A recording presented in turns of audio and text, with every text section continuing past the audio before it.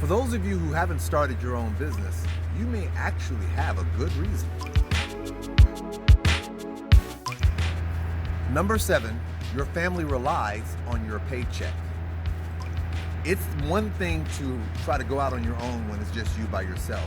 It's another thing when you are in a multiple income household and the family is reliant upon what you bring in. You might decide to put off starting your own business until you can get a little bit more financially stable in the sense of having predictable income from other places before deciding to sacrifice the income that your family is relying on. Number 6, too much competition. That if you find yourself in a situation where there's a lot of competition, there may be a natural desire to wait or look for a different area that you can go to in order to open up your own business. Number 5, rate of businesses failing. If you are a statistical nut like me and you pay attention to the numbers, the reality is that a lot of companies that go out and start on their own tend to fail within the first year to 3 years. And that number can be daunting if you're thinking about going out and wanting to possibly put yourself in the mix of being a potential failure with regards to your business. Number 4, not sure where to start. There are a lot of resources out there to kind of guide you in terms of different things. But the reality is that when you're trying to start your own business, the biggest fear usually comes from where do you actually start? Do you look for a location? Do you look for working on advertisement?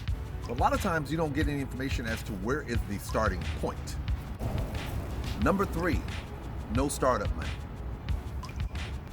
I can tell you when I opened up my own law firm, I didn't have any money saved up at all.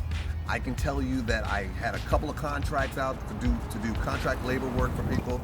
I had at least 1 or 2 more paychecks coming in, and I used a portion of my 401k at the time, and that was literally all I had.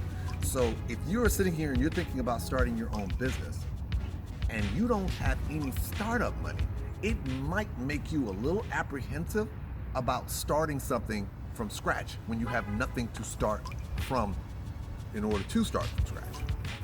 Number 2, you don't know if this is the right time.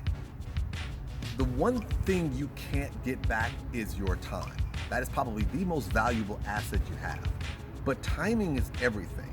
And the reality is that there's really nothing that you can look on in terms of a calendar or a map or any type of indication that can tell you definitively when is the right time to actually start doing your own business. It could be Christmas, it could be after the holidays.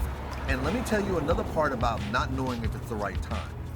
There's a natural inclination to continue putting it off because we keep thinking the time that hasn't happened yet is the right time.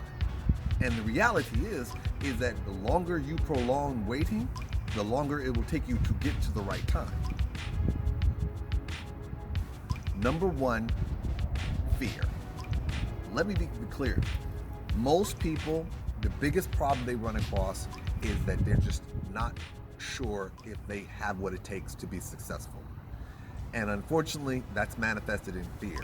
Everything that I mentioned before can sometimes be utilized to feed into that fear of whether or not starting your own business is right to do it now, tomorrow, or at any point in the future.